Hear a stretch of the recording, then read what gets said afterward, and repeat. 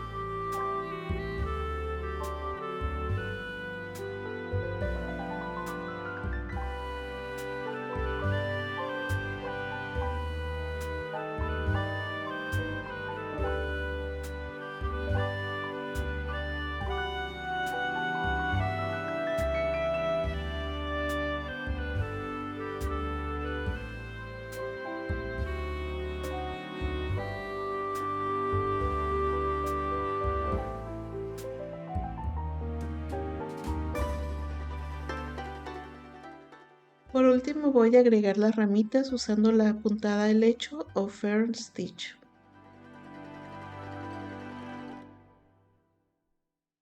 También te explico rapidito cómo se hace. Empiezas de arriba a abajo con una puntada recta.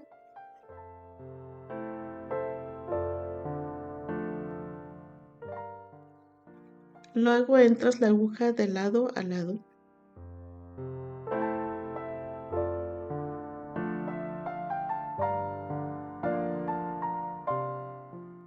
Y sin soltar entras de nuevo por la misma puntada.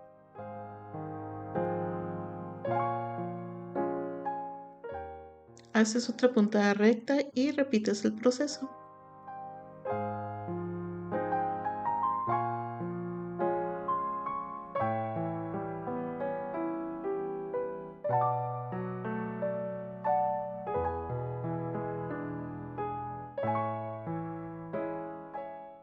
Me despido por hoy, fue un gusto tenerte aquí.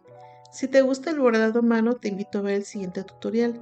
Te muestro cómo bordar unas vallas de invierno y aprenderás cómo hacer la puntada atrás separada y los nudos franceses.